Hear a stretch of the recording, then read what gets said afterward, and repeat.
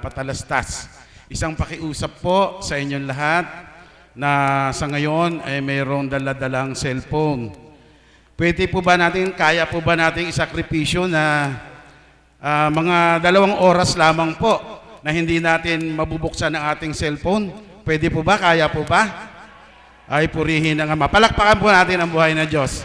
Alam po ninyo, kaya ganun na lamang po ang pagbimithi namin na mga nandito sa Dambana na sa tuwina na mayroon tayong gawain na ipinakikiusap po namin na ang ating mga cellphone ay pansamantalang i-off po natin. Kasi po, para po hindi tayo makadistract, para yung ating gawain ay magtuloy-tuloy. Sayang po yung mga ipopokus nating oras na nakikinig tayo sa ating gawain kung may istorbo lamang tayo ng pagtunog ng isang cellphone. Kaya po, salamat po at sa inyong kagustuhang makipagkaisa sa amin, pinasasalamatan ko po kayo. Samantalahin ko na rin po ang pagkakataong makapagpasalamat sa ibang mga kapatid natin na sa ngayon ay nakikinig at nanonood na internet.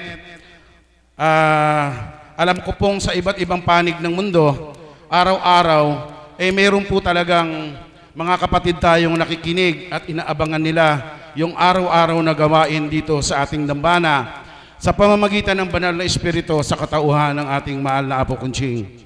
Kaya po, sa umagang ito, alam kong ang iba sa inyo ay hinihingal pa. Mayroon po akong sign na nakikita na katotohanan na hinihingal po kayo. Kasi po, nagko-close open yung ibang mga ilong ninyo. Sign po yun na talagang nag-participate po kayo. Ano po? At alam ko namang nasisihan kayo sa tuwing tayo magjo-joyful.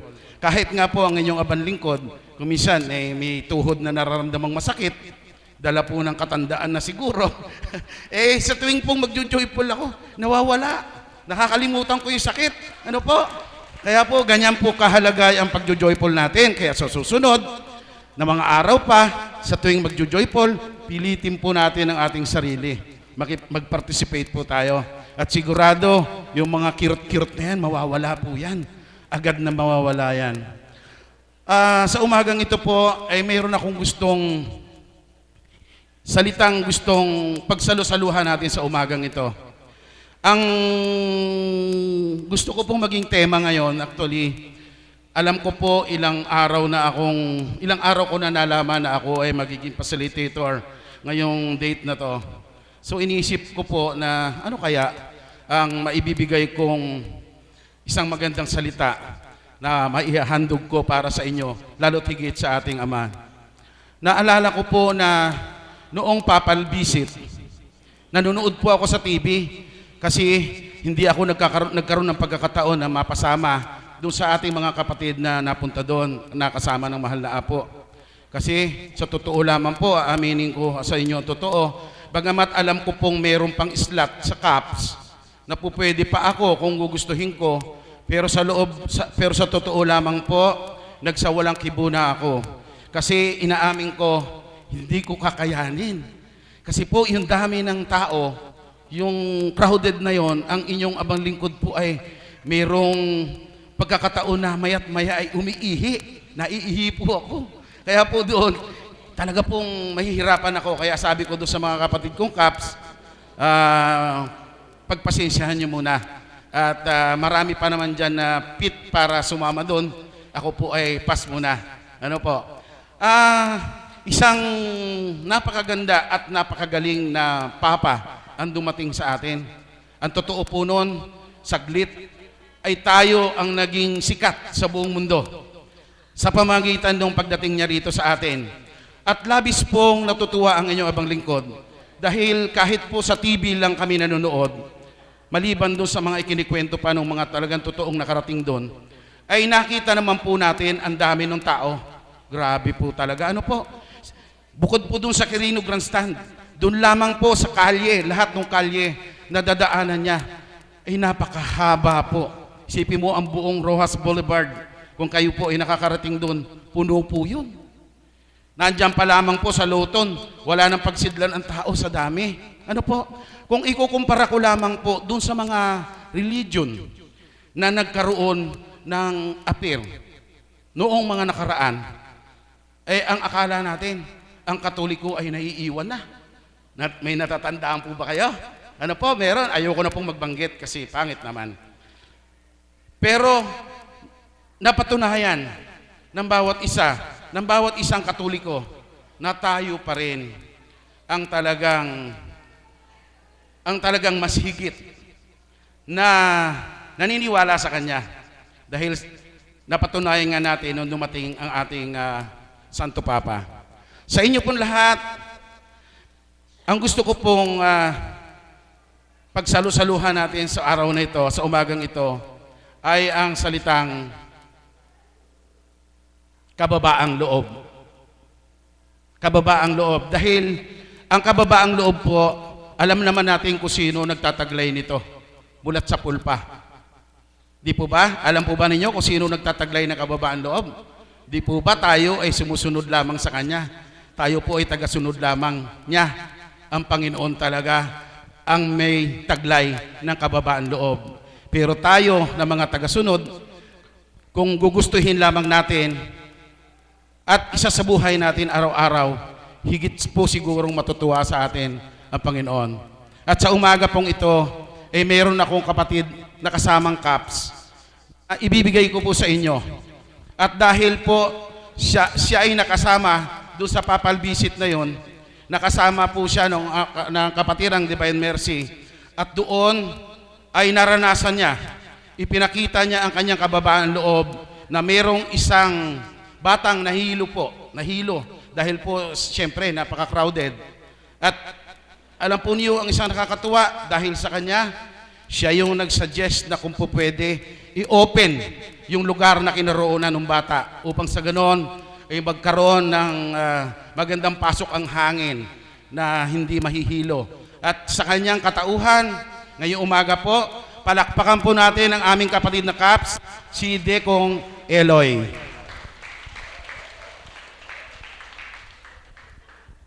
Woo! Masaya po ba ang mga anak ng Diyos? Bago po lahat, magandang umaga po sa umagang to. Galak na galak ang aking puso na nasisihan na ako'y magbahagi sa inyo sa aking naging karanasan nung kami po'y magpunta sa pagpampo sa Papa. Sa kababaan po na loob, nandito po ang aking katauhan bilang magbahagi sa inyo ng aking mga naging karanasan nung nandun po kami.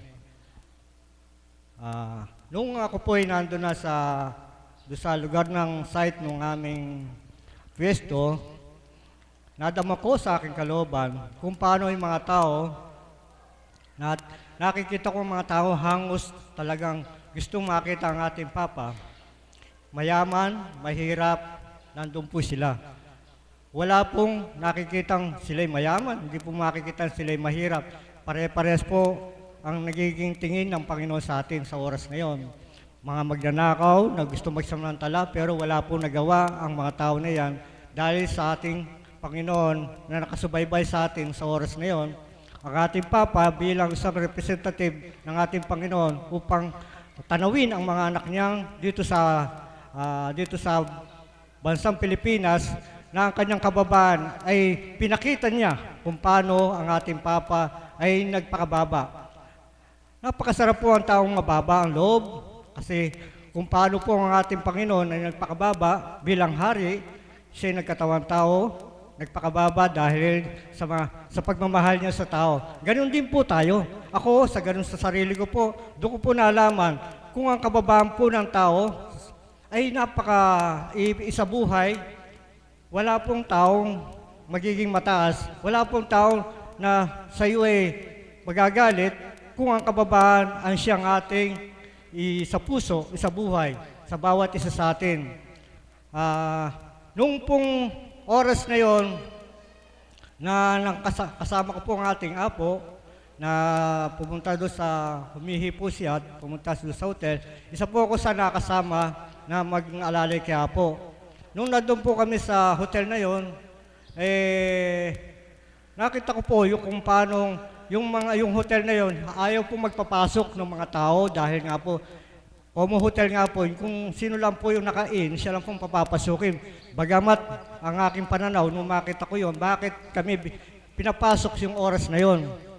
At nung mayari na pong umihisya po, bigla po nakita ko nagpasukan po yung mga tao sa hotel. Ibig sabihin, para pong sa sarili ko, para pong ang banal na espiritu sa katawan ng Apo, nung siya nakapasok, para ba siyang binasbasan yung hotel na yon, at doon po nakita na yung mga tao naghangusan po para sila makahihi. At nung makita ko po yun, yung mga nandun po sa loob ng hotel na yun, yung mga nag-aasikaso, pati po yung kanilang second floor na hindi dapat nila papasukin dahil nandun po yung site ng mga pulis. Yung po ang kanilang barak ng mga pulis. Pero hindi po nangyari yun na pigilin yung mga tao dahil sa kababaan ng loob ng mga tao na yun. Nangyari po dahil sa tingin ko po doon sa pagkuha ng ating Papa, na ginabayan ng Banal Espiritu, na wala po yung mga alinlangan na nangyayari na sila hindi papasukin. Yung po ang magandang nakita ko puro doon sa oras na yon, nang naging kababaan ng loob yung mga tao, at ang kababaan ng loob ay siya pong namayami sa tao dahil sa nangyayari sa ating bansa. At nung oras na yon na umuulan, sabi nga na nga po, hintay na lang po natin na tumila ang ulan sapagkat wala pa naman po ang Papa dahil sa ilang oras na naghihintay. O mo nalalaman po namin kung anong oras ang dating ng Papa dahil nandun po yung mga pulis na narinig po namin nung usapan nila na ang oras ng pagdating ng Papa sa ganung oras. Kanya nung malapit na po yung oras sa pagdating ng Papa, siguro mga quarter na lang po noong 2:30 dating na po ating Papa. Tsaka po lang po kami lumabas nila po. Hindi po naalintana ng aking kasama, sila Mother, na kami babasa sapagkat ang alalay ng Panginoon sa atin na batid niya na hindi tayo pababayaan sa oras na yun na magkasakit. Ganun nga po ang nangyari. Wala pong nangyari sa amin kung ano man ang nangyari na umuulan at malamig ang panahon. Patuloy po kaming nananalangin upang ang ating Papa ay maging kalugod-lugod sa pananaw ng mga tao na siyang sanhi ng pagbabago ng bawat isa sa atin. Kaya nung magdana po ang ating Papa, ano po bang nangyari sa pagdana ng Papa? Halos po ang tao ay umihiyaw. Ang hiyaw ng bawat isa ay siyang narinig kong hindi hiyaw ng taong natatakot, hindi hiyaw ng sino mang nag-aalinlangan, kundi hiyaw ng pagdating ng ating Papa, ay siya pa rin nakikita sa katawan ng ating Papa. Ang Diyos Espiritu Santo ang nakikita ng tao upang manumbalik ang anumang nangyayari dito sa Pilipinas ay maibalik ng ating Panginoon. Ang kababaan loob, yung masamang ugali ay isa pong gusto ng Panginoon na magbago sa atin, na pinipilit ng mga pare upang tayo ay madama lahat ang banal na espiritu sa atin, lalo-lalo ng ating banal na espiritu sa katawan ng ating Apo. Nang siya dumaan sa oras na yun, hindi man po nakatingin ang Papa doon sa harap namin, pero ang sabi ng mensahe ng Panginoon sa katawan ng ating Apo, hindi man siya nakatingin sa atin, nandito naman ang Espiritu Santo sa katawan ng ating Apo. Yun ang nakita kong na nangyari doon sa oras na yun. Kaya napakadakila ng Panginoon, napakasarap na madama sa oras na yun. Nung pong mga oras na yun at nagkaya na po at pag-uwi, doon sa aming pag-uwi, meron po ako isang ibabahagi na nangyari din sa akin. Nung kami po ay patuloy na naglalakad sa kalat, masikip nga po yung dadaanan, nagkakaroon po yung mga tao nagkakaroon po ng halos hindi na po makausad. Nagsisikip na po yung mga daanan, yung mga tao merong nawawala ng malay tao na sinasakay na sa ambulansya. Nung oras na yun, meron akong nakatabi. Bakit siguro po sa akin, sa oras na yun, natabi ko sa akin, yung dalaga po siya, kung bata pa po yung bata. Hinalis ko po yung kanyang kapote dahil nagsisikip, ibig na pong bumaksak . Ang sabi ko doon sa mga tao, alisin ko po yung kapote ng bata, tapos paluwagin po natin yung oras na yon. Nung binigyan naman po ng katugunan na lumayo po yung mga tao at hinaplos ko po yung bata sa likod, yung oras na ako, nanalangin po ako sa Panginoon na yung bata na yon bigyan ng lakas ng kanyang panghinga para hindi po siya mabuwal dahil napakasikip po talaga nung daanan, halos hindi nga po kami makawal. Bagamat hinahabol ko nga po siya po, hindi ko na po maisip na ang apo ay naiiwan ko na. Kundi tinignan ko po yung bata dahil nga po sa kababaan ng loob, nangyari po yung mga bagay na yon. Buhay po ba ang Diyos? Ganun po ang gusto ng Panginoon. Huwag po nating isipin na tayo mataas, huwag po nating isipin tayo mayaman. Ang Panginoon ay napaka sarap sa piling natin kung tayo palaging nabubuhay, nakasama natin siya sa isip at diwa, na huwag tayong mahiwalay sa Kanya. Kanya lahat ng mga bagay na pinagdadaanan ng buhay natin at pagdadalisay, mga struggle lang po sa buhay natin yan. Talaga pong dumarating yung mga yan. Kanya huwag po nating masyadong isoryosohin yung mga bagay na nangyayari sa atin. Ang isipin natin kung paano tayo makalalapit sa Panginoon, kung paano tayo maikayat ng Panginoon hanggang sa humantong doon sa internal life na tinatawag, sa buhay na walang hanggan. Napakasarap po. Pag tayo tuloy-tuloy na nananalig sa Panginoon, nananampalatayang lubusan, isagawat sa puso, lahat po ng mga bagay na pinagdadaanan natin, wala na pong sagabal at tayo magkakaroon ng katahimikan sa buhay natin. Yun lang pong may iwanan ko sa inyo bilang isang kaps na naturingan, isa pong nagpapakumbaba sa inyo na tayong lahat ay mananalig at manampalataya sa Panginoon at tayo hindi po niya pababayaan. Magandang umaga po sa tanghaling ito. Maraming salamat, Dico. At sa pamamagitan mo ay naibahagi, naipaabot mo sa kanila na sa maliit na kakayanan mo at sa bisa ng iyong pananampalataya, pananalig sa Panginoon, ang batang na sana'y nagkaroon ng konting problema ay napawi po. Ganun po kabait at makapangyarihan ang Panginoon. Alam po ninyo, dito sa atin, sa banal na dambanang ito, meron ding talagang isang katawan na ang sakripisyo ay sobra-sobra. Dahil sa Kanya, halos ang lahat ay nagkakaroon ng inspirasyon. Sa tuwing siya ay magluluwal at magsasalita sa inyong harapan, ay alam ko naman pong ang lahat sa inyo hinahanap-hanap pagkaraan, kinasasabikan ang mga sinasabi niya. Sa kabila ng mga nangyayari, nagaganap sa buhay niya, na sa ngayon ay kaliwat kanan ang mga ipinupukol na intriga sa kanya, ang taong ito ay patuloy na ipinamamala sa atin lahat ang kababaang loob.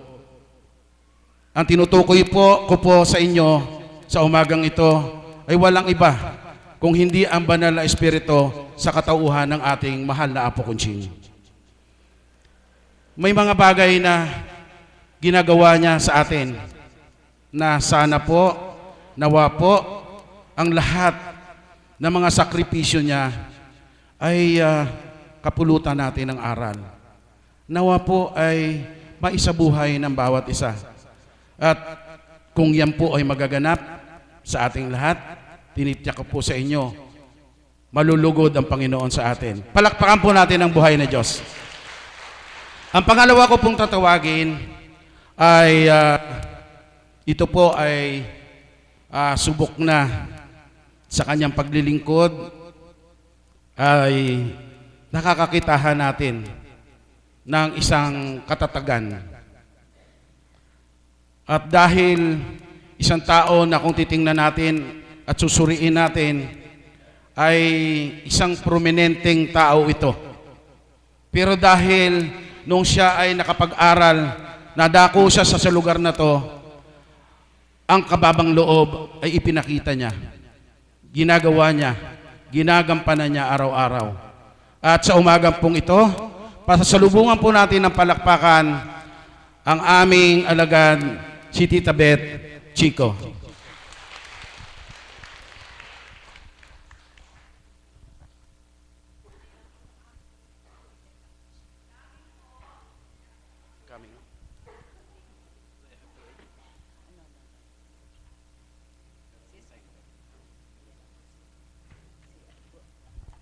Sandali lamang po. Ano po? Ito na po. Salamat po aming dakilang Ama sa panawagan mo upang gamitin ang aming pagkatao sa paghahayag ng mga kadakilaang ginawa mo sa buhay namin. Batid po namin ang iyong mga dahilan, kaya kami ay dumanas ng iba't ibang uri ng pagsubok sa aming buhay, sapagkat batid namin na sa pamamagitan namin ay maihahayag namin ang iyong kadakilaan kung paano ka kumilos sa aming buhay.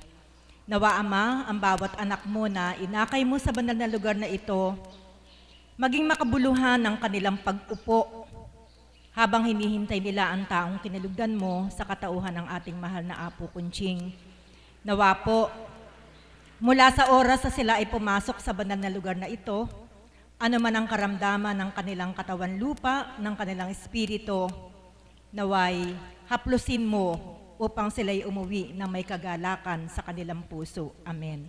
Muli nga po ay palakpakan natin ang ating Panginoon. Huwag po kayong maiinip. Parang marami pong bago, ano? Marami pong bago. Welcome po kayong lahat. Hindi po kayo naririto dahil ginusto ninyo, kundi ang Panginoon po ang nag-akay sa inyo. At bakit kayo inakay ng Panginoon? Kasi isa lang ang dahilan, mahal niya kayo. Sapagkat kung hindi kayo mahal ng Panginoon, hindi niya papakialaman ano man yung mga kamalian na ginagawa ninyo sa buhay ninyo.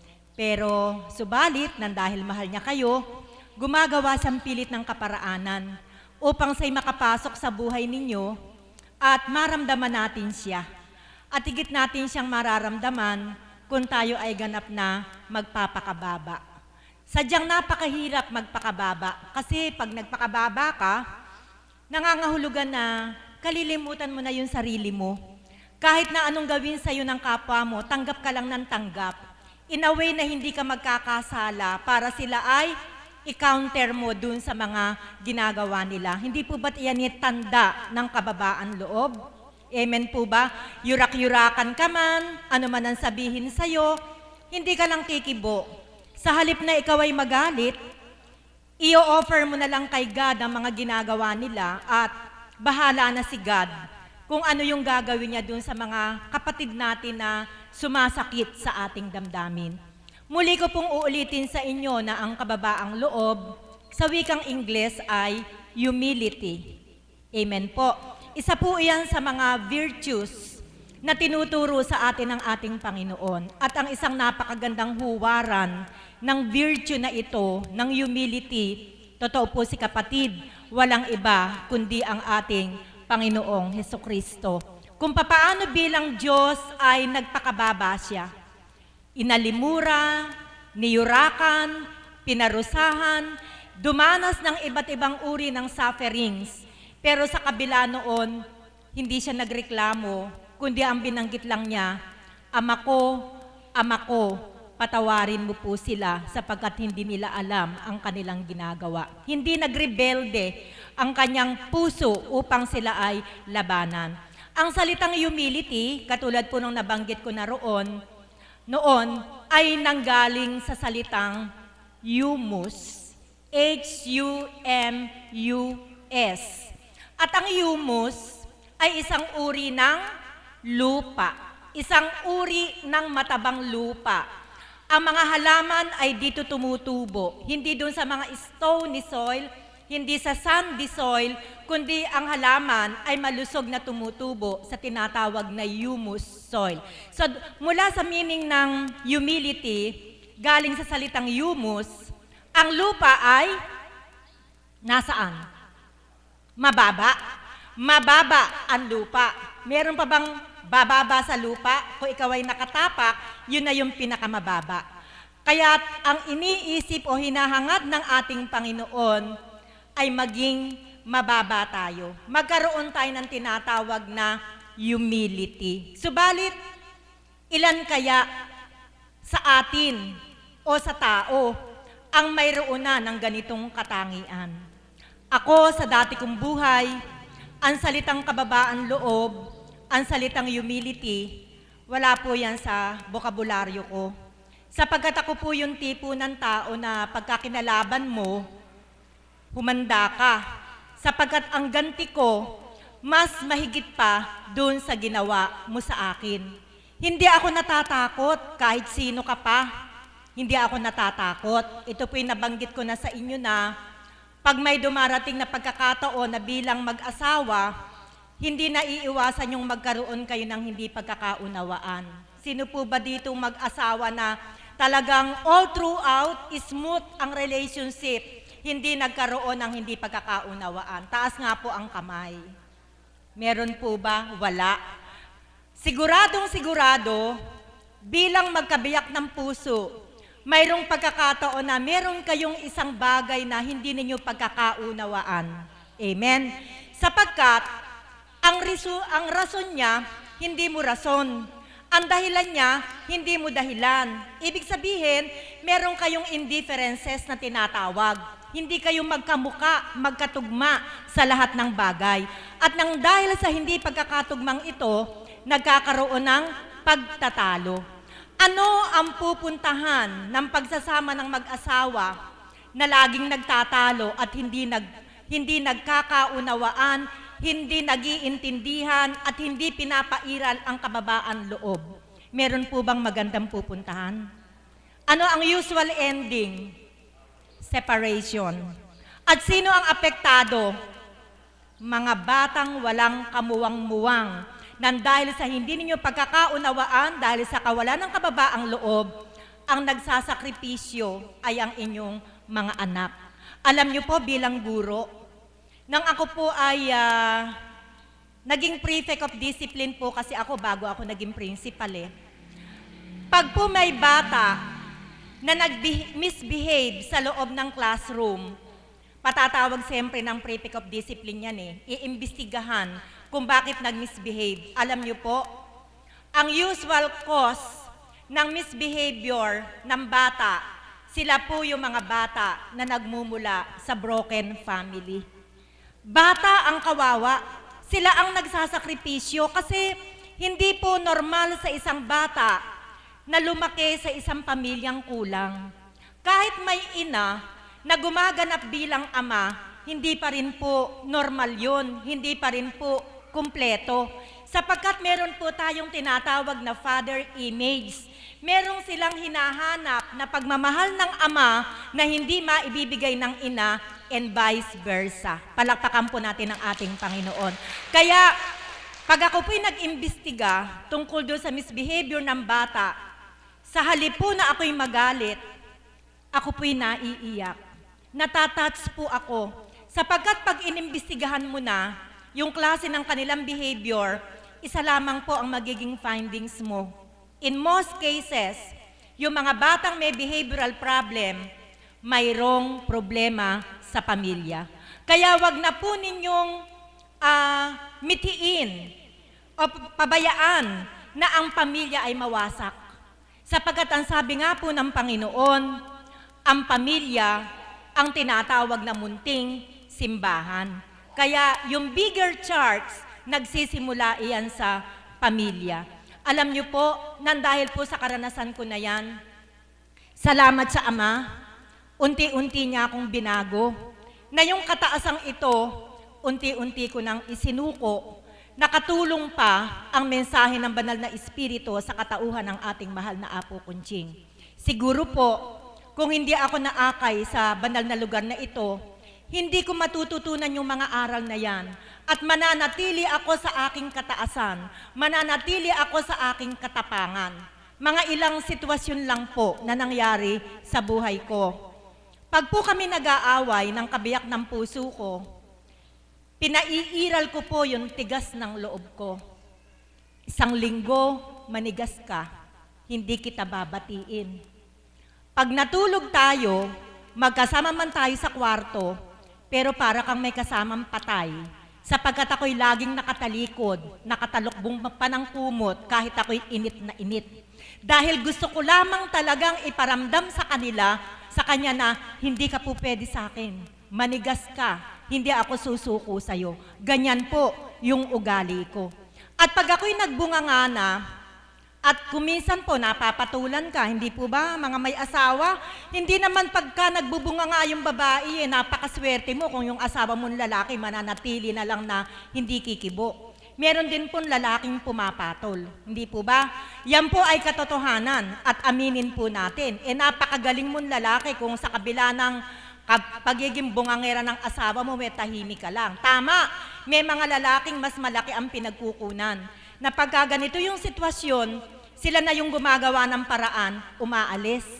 Pero kumustahin mo kung saan sila nagpupunta? Sa inuman. So yung maliit na problema, lumaki pa, lumala pa. Kasi pagdating sa bahay, yung galit ng asawa, na ang espiritu ay espiritu na ng alak, papatulang ka na. Palakpakan po natin ang ating Panginoon. Kaya salamat sa ating Panginoon. Binago niya ako sa aking katapangan. Sabi ko nga po, hindi ako natatakot sa asawa ko kahit siya 6-footer. Dati po siyang nasa narcotics. Pulis po nalipat ng CIDG, lagi may sukbit na baril. Hindi po ako natatakot, dineder ko pa. Pag sobra yung galit ko, sige ka ako, barilin mo ako. Ganyan ako kasama, ganyan ako mag-provoke. Salamat sa Panginoon at ako'y binago niya. Sabi ko nga po, noong mga panahon na yon, hindi ako natatakot sa 45 niya. Sapagkat ang hawak ko, automatic rifle, Armalite. Kung gaano kabagal yung 45 niya, mas mabilis yung automatic na Armalite, yung bibig ko. Kaya salamat sa Panginoon, nagkaroon ng malaking pagbabago. Although, manaka-naka, napairal ko yung kababaang loob ko, lalo na po ngayon. Gradual po yun Hindi naman karakarake, ganyang kataas agad gaganyang hindi po ba? Unti-unti kang babaguhin ng ating Panginoon. May mga pagkakataon na sumisingit ang demonyo. Ganon si demonyo Pag nagpapakatino ka, nagpapakabuti ka, gagawa't gagawa ng paraan yan para galitin ka, sirain yung maganda yung pagsasama, siguradong papasok yan. At ngayon, doon patutunayan ng Panginoon kung talaga bang ikaw ay nakatanggap na ng aral na mula sa Kanya.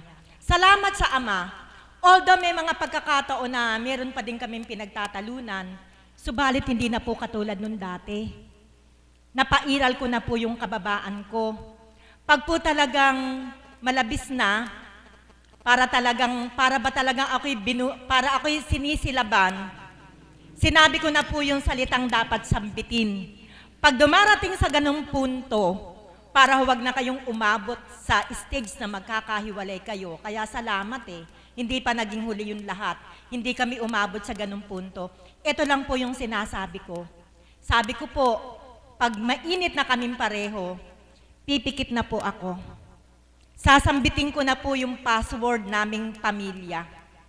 Ang password po naming pamilya, mula sa mga anak ko hanggang kaming mga magulang niya, Jesus, King of Mercy, we trust in you. Napaka-effective! Palakpakan po natin ang ating Panginoon. Pag may mga pagkakataon talaga na sinusubukan yung kababaan ninyo at pumapasok ang demonyo, manahimik na lang kayo. Pumikit kayo at sabihin nyo lang yung Jesus, King of Mercy, I trust in you. Napakabilis po ng pagkaapula ng apoy. Biglang bumababa yung level ng temperatura. At nagtataka ako, nawalan ako ng kibo, nawalan din siya ng kibo. Pareho kaming nawalan ng kibo. Sino ang kumilos? Walang iba, kundi ang ating Panginoong Hesukristo. Mga kapatid, napakadaming pangyayari sa buhay natin na talagang nasubukan tayo dyan sa kababaan loob. Yung latest na lang po yung ikukwento ko. Latest, dito napahaba ba ako? Yung pong latest, October po, di po ba nag-resign ako sa St. Mary's kasi gusto ko na talagang mag-full time sa kanya. Iniwanan ko na po yung trabaho ko pero merong nanuyo sa akin na kahit daw hindi ako pumasok araw-araw, pag na lang daw sila may problema, ikukonsulta na lang daw nila sa akin yung problema nila. So kahit papano, hindi ako pinabayaan ni God, may counting income. Kahit hindi ako nagpupunta sa eskwelahan, itatawag yung problema, sasabihin ko yung solusyon, hindi dahil ako yung magaling, kundi ang solusyon, binabahagi din sa akin ng Panginoon para sila'y matulungan ko. Dumating po yung punto na kailangan ko ng mag-goodbye. May ginawang kaparaanan si God. Alam kong siya ang gumawa ng kaparaanan sapagkat ayaw na niya akong magkasala. Alam niyo po, sa harap ng administrative council, nagkaroon po ng isang pagpupulong. Pinawalan niyan lahat, yung nasa dibdib niya. Hindi naman ako yung kaaway niya, pero parang ako yung tinarget niya kasi related ako dun sa kinasasama ng loob niya. Ang sakit po ng ginawa sa akin. I never expect na gagawin niya sa akin yon. Pinatunayan ni God na ako'y binago na niya. Alam niyo po, sa kabila ng mga masasakit na sinabi niya, masasakit na actuation na nakita kong ginawa, wala po akong sinambit kahit isa. Palakpakan natin ang Panginoon. Salamat. Nakapasa ako. Salamat, na-congratulate ko yung sarili ko kasi hindi ako pumatol. Sa dating buhay ko, nako, hindi po pwede. Pero kailangang patunayan ko sa kanila na kaya ako laging wala sa bahay. Nandirito ako sa banal na lugar na ito na tumatanggap ako ng aral na mula sa Ama. Kailangang patunayan ko yan. Sapagkat kung lumaban ako, pinatulang ko yung ginagawa niya, ano kaya yung sasabihin nila sa akin? Akala ko ba naglilingkod yan? Akala ko ba tumatayo sa harapan niyan para magpahayag ng kahiwagaan ng Panginoon sa kanyang buhay? Eh wala naman pala siyang pinagbago, katulad din pala natin siya. Kaya salamat sa Ama. Hindi po ako nagalit dun sa tao na yon. Nag-file po ako ng resignation. Nagpasalamat pa po ako sa kanya. Sabi ko sa kanya, salamat sa pagtanggap mo sa pinaganap sa iyo ng Panginoon na ginamit ng Panginoon upang mates kung talagang ako ay nabago na. Salamat. Salamat sa Ama. Nagkaroon ng payapang exit. Hanggang ngayon po, alam po ni God talaga, walang anumang sakit na natira sa puso ko. Sa dating buhay, taon ang bibilangin para mawala yung kirot sa puso ko. Pero parang hangin lang talaga. Kaya nagpupuri ako at nagpapasalamat sa Ama.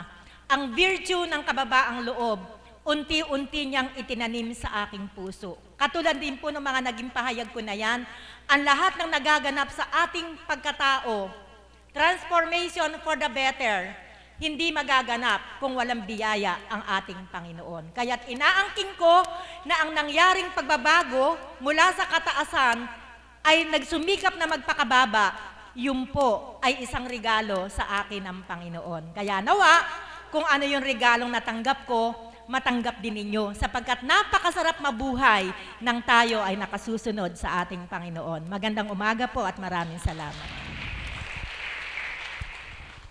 Maraming salamat po, Tita Beth. Talaga pong truly, teacher ka talaga. Alright, class? Malinaw po ba yung subject natin ngayong umaga? Magbibigay na po ako ng short quiz sa inyo ngayon, ha? Sino kaya makaka-perfect? Alam niyo po, yung salitang humility, kababaang loob, na kung sa mga oras na ito, ay sisimulan nating itanim sa ating mga sarili, sana po alagaan natin. Dahil siguradong pag itinanim natin ito sa ating mga sarili, lalago ito. Ang makikinabang po nito ay hindi lamang ang ating mga sarili, kung hindi yung mga anak natin at yung mga susunod na henerasyon pa. Palakpakan po natin ang buhay na Diyos. Sasamantalahin ko na rin po ang pagkakataon na sa mga oras na ito, alam kong marami kayong natutunan. Amen po ba? Kaya po, sa oras na ito, ay mayroon akong tatawaging isang kapatid upang handugang kayo ng isang awitin na sa mga oras na ito, alam ko ay muling masisiyahan kayo. Dahil ang title po ng kanyang aawitin ay Oras Na. Palakpakan po natin si Tita Myrna.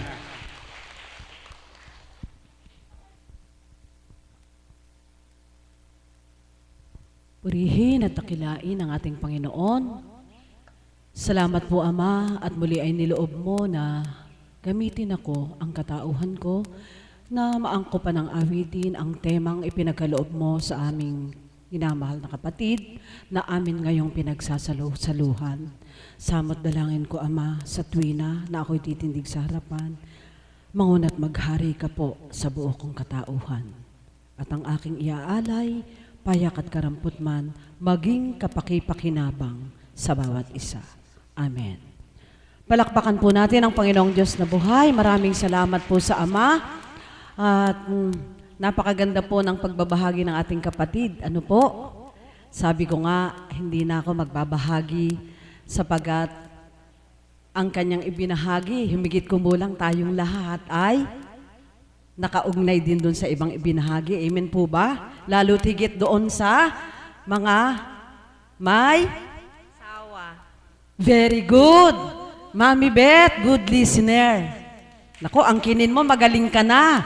Hindi pa lumalabas ang mahal na apo, pinadaloy niya na ang banal na espiritu sa iyo, kapatid. Yun po yung sinasabi ko kung bakit pag good listener ka, aani ka. Totoo po yun, sapagkat lahat ng ibinahagi niya, nakapaloob na po doon sa mag-asawa, sa mag-iina, sa mga anak. Kaya po, sinasali ko na po yung sarili ko doon. Ibinigay ng Diyos kay Mami Beth ang mga awiting inaawit ko, hindi na siguro kailangan magbahagi ako at ako yung gagamitin naman ng Ama upang angkopan ng awitin yung kanyang binabahagi. Amen po ba?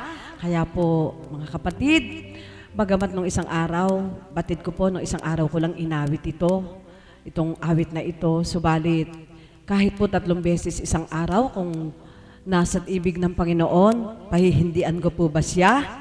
Hindi po. Kaya po muli, pakanamnamin po ninyo ang awiting ito para po sa ating lahat. Oras na. Huwag na tayong mag-alinlangan. Tanggapin po natin ang pagpapakababa na gusto ng Panginoon. Dapat nga po ang aawitin ko ang awiting ito, bigay din po ito ng Espiritong Banal kay Mami Beth Chico. Yun po bang awiting?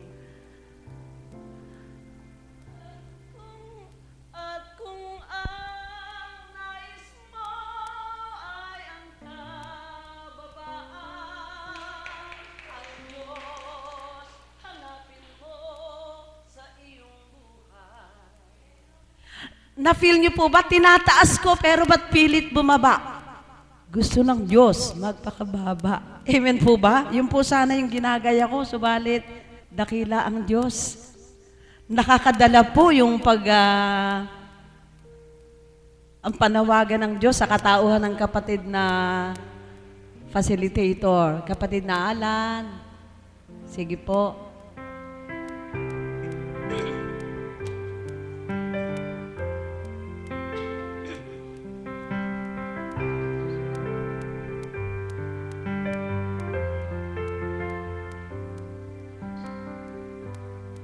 May bulong tingin mo, ihip ng ating panahon. May sikap tingin mo, at ubos na ang oras mo. Oras na magpasya kung saan ka pupunta. Oras na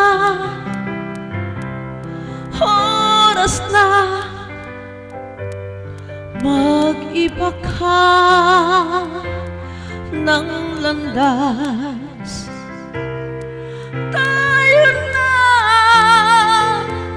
sa liwanag.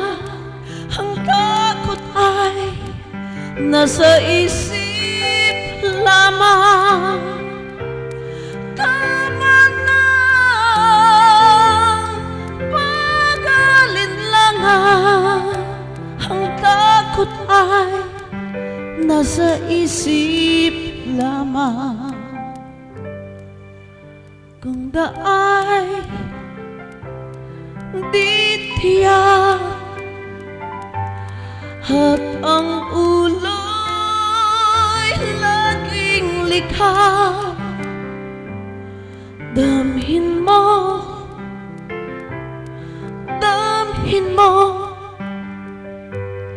ang landas na puso mo. Tayo na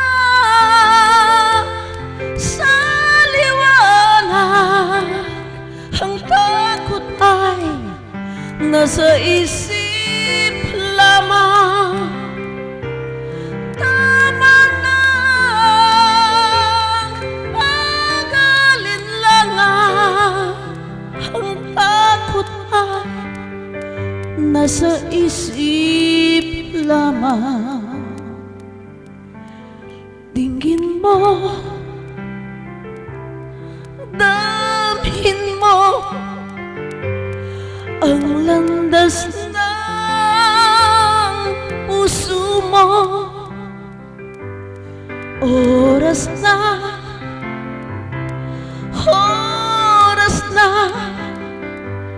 magbuo ka ng pasya.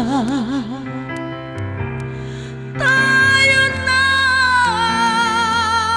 sa liwanag, ang takot ay nasa isip lamang. Tama na ang pag-alinlangan, ang takot ay nasa isip lamang. Tayo na sa liwanag, ang takot ay nasa isip lamang. Tama na ang alinlangan, ang takot ay nasa isip lamang. Tayo na sa liwanag, ang takot ay nasa isip lamang. Tama na pag-alinlangan, ang takot ay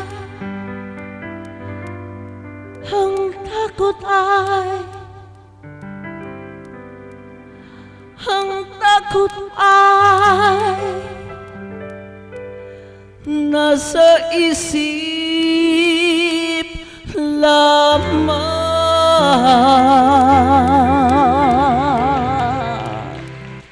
Salamat po, Ama. Katotohanan po ang nilalaman ng awiting ito. Ang takot ay sa isip lamang. Ang kalakasan ay mula sa iyo. Walang hindi makakayanan ng sinuman kapag naghari at tinanggap ang iyong kalooban. Salamat po, Ama. Amen.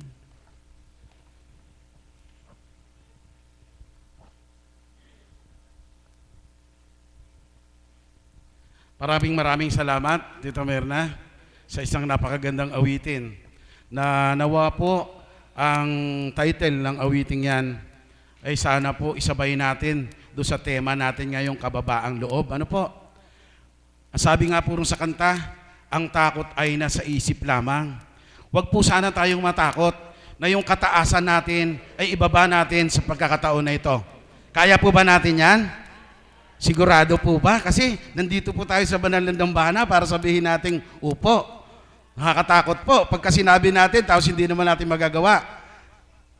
Kaya po ba? Palakpakan po natin ang buhay na Diyos.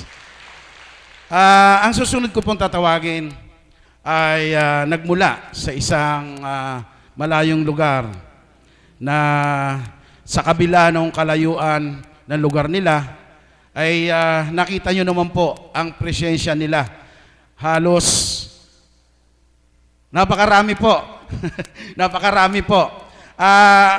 Ito po ay nagmula sa Mapaniki. Palakpakan po natin ang aming kapatid na Caps. Walang iba kung hindi si kapatid na Jesus Lansangan. Palakpakan po natin siya.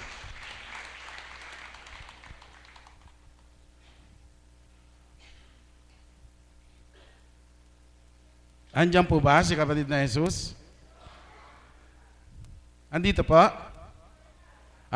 Nandito na po. Muli po, palakpakan po natin siya.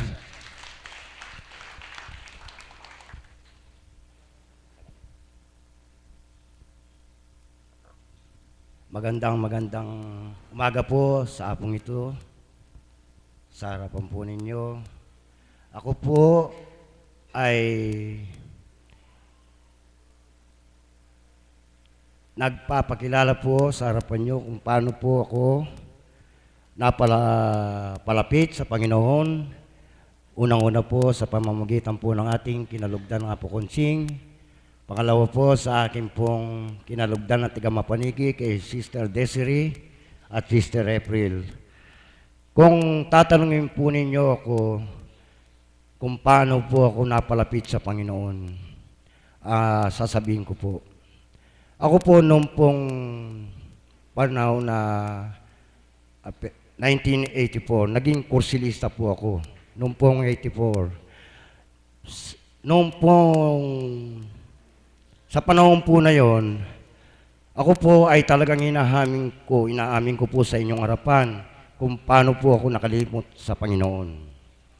Kaya ako po ngayon, nasa harapan nyo, ay nagbabalik loob po ako sa ating Ama na nakalimot po ako ng matagal sa pamamagitan po ng ating Apo Konsing na sa harapan po ninyo, ako po ay unti-unti po akong binabago sa pamamagitan po ng ating Apo Konsing.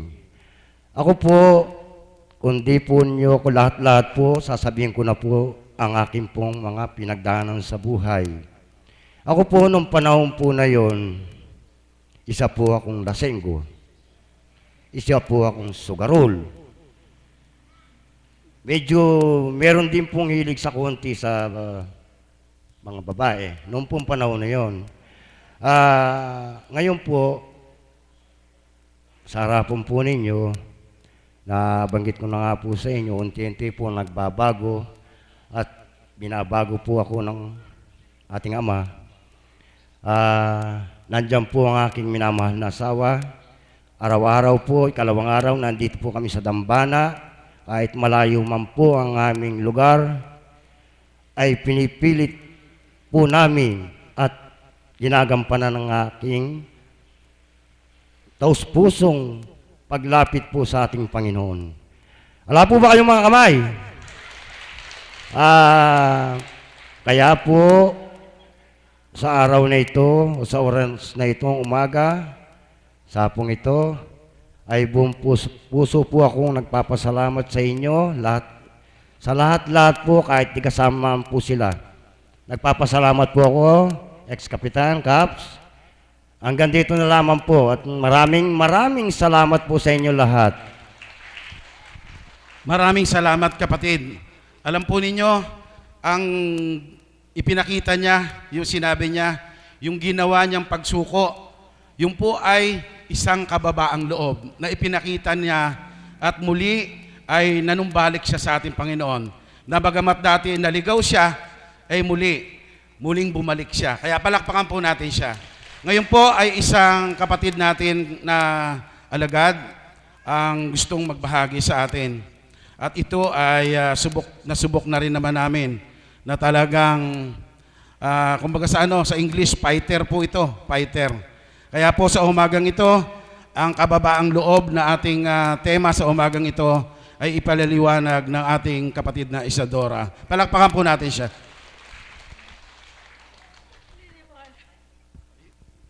Salamat po kapatid. Magandang umaga po. Ako hindi magpapaliwanag. Yung iabot lang po ng aking mga kaya, patawad na po kapatid na Eli. Kasi po, pagka ang topic po kababaan loob, nahihiya ako Lord. Alam niyo po ba yun? Nahihiya ako. Kasi po, siya lang po nakakaalam kung talagang kabababa loob mo. Wala pong tapat na tao. Ang tapat lang po si Jesus, palapakan ng buhay na Diyos. Hindi po pwedeng binubola ang Panginoon eh. Amen po ba? Nanggigigil ako nung lahat ng Mass ng Santo Papa, pinanood ko, lumuluhod ako sa harap ng simbahan. Yun, sa inyo ng kababaan loob. Kasi kahit sa harap ng TV, nagpapakumbaba ako kay Santo Papa. Pero ang naramdaman ko po ngayon, hindi ko kailangan i-broadcast sa tao kung nagbaba ako ng kalooban ko o binaba ko kalooban ko. Dapat tanging Ama lamang, Anak at Espiritu Santo ang nakakaalam ng laman ng ating puso. Kung nagbaba man ako ng aking kalooban, ako na lang po nakakaramdam nun. Hindi ko po kayang ipagmalaki. Kasi po, tao po ako eh. Ang tao, laging sinungaling, nagkakasala, mayabang. Ako po yun. Ay, hindi ko po sinasakop yung inyo. Kaya po, nung marinig ko yung topic ni kapatid na Eli, tumatalon yung dibdib ko na kinakausap ko yung Ama, dapat po maramdaman nila ng kababaan loob ay hindi pinagmamalaki. Ang kababaan loob po, ikaw lang po nakakaramdam at yung taong umaamin na makasalanan siya. Hanggat hindi tayo umaamin sa ating mga nagawang kasalanan, maliit at malaki kasalanan pa rin yun. Doon makikita ang kababaan loob. Amen po ba? Kung Katoliko tayo o Kristiyano, mayroon tayong kumpisal. At pag naingkumpisal na natin, ano po yun? Sakramento po yun eh. Hugas na po yung ating kasalanan. Ang pagpakumbaba po hindi kailangan iwagayway.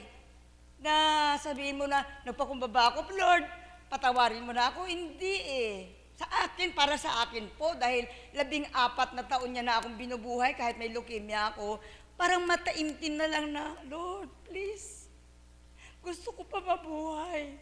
Tulungan mo ako huwag magkasala sa isip, salita at sa gawa. Amen po ba? Palakpakan natin ang buhay na Diyos. Kasi po yung pagpakumbaba po, hindi ko talaga naranasan na i-broadcast. Hiyag-hiya ako sa Panginoon. Maldita pa rin ako Mataray pa rin ako Matapang pa rin ako Sa kabila ng leukemia ang pinapagaling sa akin ng Panginoon, umiiral po yung pagkatao. Hindi po lahat ng oras kababaan ng loob. I swear to God, hindi lahat ng nakaramdam ng pagpakumbaba forever nagpapakumbaba. Amen po ba, ate? May dumarating sa tao sa point na nakakapag-refresh ka, naalala mo na nagkasala ka, o naalala mo na kailangan mo ibaba ang pride mo, pero hindi po lahat ng pagkakataon. Ayan si Agnes, ang ating nag-iisang German pasyente. Nagpapakumbaba yan sa Panginoon, nagpapagamot kay Apo dahil sa ang Panginoon nagpapagaling sa kanya. Pero hindi niya siguro maisigaw sa tao na, uy, nagpakumbaba ako sa Panginoon, sumunod kayo sa akin. O di kaya makinig kayo sa akin. Hindi po. Dahil po ang power po ng Holy Spirit na nakay Santo Papa, wala po ibang makakaangkin doon at walang ibang makikinabang doon kundi yung may kababaang loob at may pangunawa sa kapwa-tao. Amen po ba? Palakpakan natin ang buhay na Diyos. Ngayon po, hindi naman po ako nagkukwento ng kababaang loob ko, kundi mararamdaman niyo po sana na sa 14 na taong ginagamot yung aking leukemia, bumaba ang sarili ko pagdating kay Apo. Kasi po, hindi ko kilala si Apo Bakit ako nakarating sa kanya? Samantalang, pwede ako magpagamot kahit saan ko gusto. Amen po ba? Yung pagpapakumbaba po natin sa harap ng banal na Espiritu sa katawan ni Apo Konsing, malaking bagay po yun. Katulad na sinasabi ko sa inyo, hinahalimbawa ko yung German patient natin, o tagasunod na nga siya, na kung hindi siya nagpakumbaba, inasa niya sa chemotherapy yung kanyang karamdaman, wala po siya dito ngayon. At si Isidora po, kung hindi po ako nagpakumbaba kay Apo Konsing, sa banal na Espiritu na sumasa kanya, 6 feet under the ground na po ako 5 years ago. Palakpakan natin ang buhay na Diyos. Yun po ang biyaya ng banal na Espiritu na hindi mo kailangan ipagmalaki na ganito, kundi yung namnamin nyo na lang po ang biyaya ng banal na espiritu sa katauhan ni Apo Konsing, o kung nagkaroon kayo ng pandama nung nandito yung Santo Papa. Kasi po, ganito po kasi ang experience ko kahit po sa TV lang ako nanood, damag-dama ko ang banal na espiritu. Yun po yung nandito si Santo Papa, 14 up to 19. Subalit, na makaalis sa Santo Papa, maraming naglabasan. Nanonood ba kayo ng news?